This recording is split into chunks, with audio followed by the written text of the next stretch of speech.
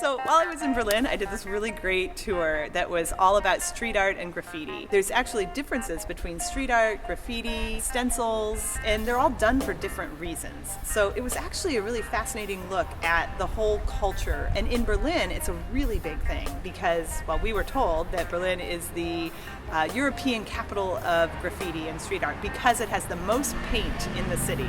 But I like how you're looking around. That's the way it's supposed to be, especially when you're in the graffiti capital of all of Europe. Because the tour guides are actual artists themselves and are out on the street doing graffiti, they have a real passion for teaching you about it. In fact, there was so much that they covered in this tour that it's hard for me to even figure out where to start. However, one of my favorite things that they covered or that I really related to was this idea that street art is actually all about it's very poetic and very fluid. So they actually compared it to dancing. And the fact that there are teams, crews of people that come and do some of this work as a team, it has to be choreographed. As a two-can stroke, so that you're covering it fully and not wasting time. And coincidentally, a lot of people would call this a dance, kind of like what he was doing. If you put a beat behind it, it kind of looked like he was dancing. Awfully, but dancing.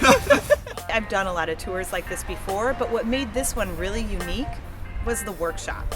So the fact that we actually went to a whole nother part of Berlin and went into this old factory building, which looked like just a complete playground for graffiti artists. And we actually learned how to do the work ourselves, made you appreciate it on a whole different level.